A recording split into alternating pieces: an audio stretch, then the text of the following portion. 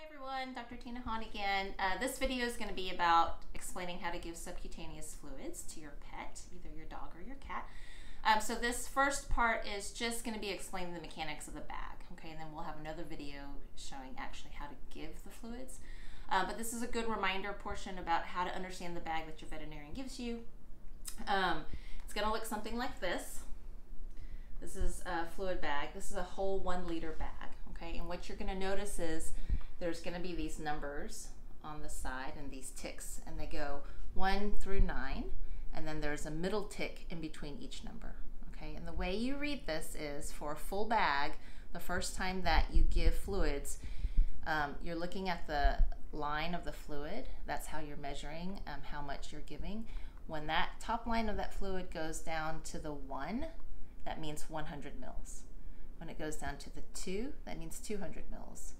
So the part in between, the tick in between, is 50 mils. So say you're supposed to give 150 mils to your pet and you've got a brand new bag, then you would give fluids until that line reaches between the 1 and the 2. So that means it's given 150 mils, okay? And so that's how you count how many mils you're being asked to give. So this is a typical fluid bag that you would get with the administration set already attached.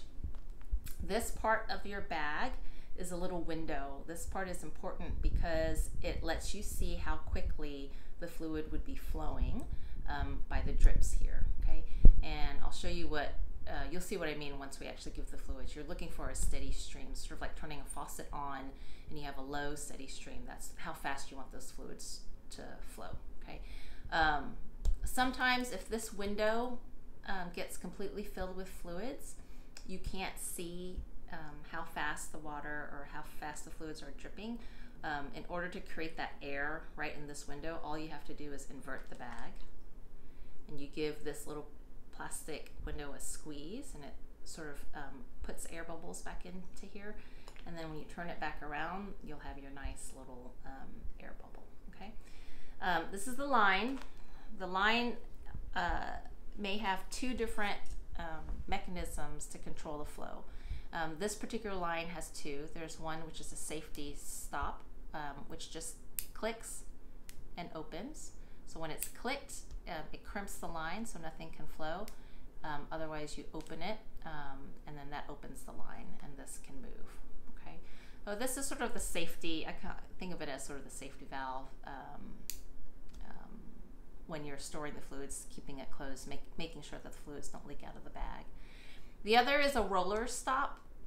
So this little roller can control how fast it flows, and it controls sort of on and off. So when you want the line on, you basically roll this roller all the way to the top, and then it's not crimping the line, okay? And if this line was up, then fluid would be flowing, okay? But when you roll it down, then it's stopped and you can't move it, right? And that closes the line. So 2 different mechanisms. They do the same things. It's just sometimes always nice to kind of have a backup, okay? The last part is going to be the needle, which is attached to the line. So I recommend 18 gauge needles. They are sort of large, but it allows the fluids to flow really fast. And so when you're giving them to your pet, you want those fluids to be flowing fast because they may not tolerate sitting still for that long. The way that I recommend you handle sort of changing out the needles is every time you're ready to give fluids, you're going to change out and put a new needle on, all right? So that's how you know, okay, this is a fresh needle. So when you're done, you're going to keep the old needle on this bag and you're going to store the bag. But in order to get the needles on and off, you basically hold the cap of the needle and you sort of twist, all right? And then to put it on, you just give it a little push together. You don't have to like cram it really hard. You just give it a gentle little push in, and then that gets the needle on. There's no screw. It doesn't have a lure lock or anything. So, but just remember when you're trying to take it off, to twist. If you just try to pull it apart, you're going to pull the cap of the needle off, right? The needle stays on, all right? When you're trying to recap, you set the cap on a flat surface and you take the needle and you scoop it up. And then from there, you click down, and that puts the cap back on the needle. And then when you're ready to take that whole needle off and switch to a new needle, you twist.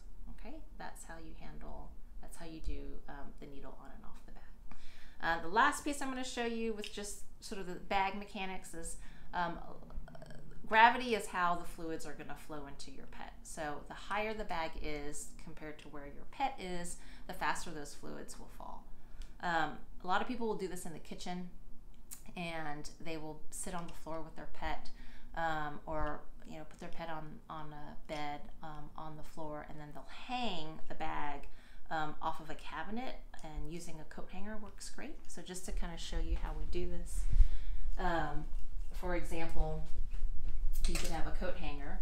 You just thread the top of the hook of the coat hanger into the opening, the little hanging opening of the bag, and then you can just hang it on a cabinet stop. And that way you've got some vertical distance, and you may be down here with your pet, and you don't have to worry about holding that bag up. That's held up, and then all you have to do is kind of control the stopcocks to get it to open and close while maintaining steadiness with the line and your pet. Okay. All right, I think that's about it for just the bag mechanics. I'm going to do another separate video on actually giving the fluids to your pet.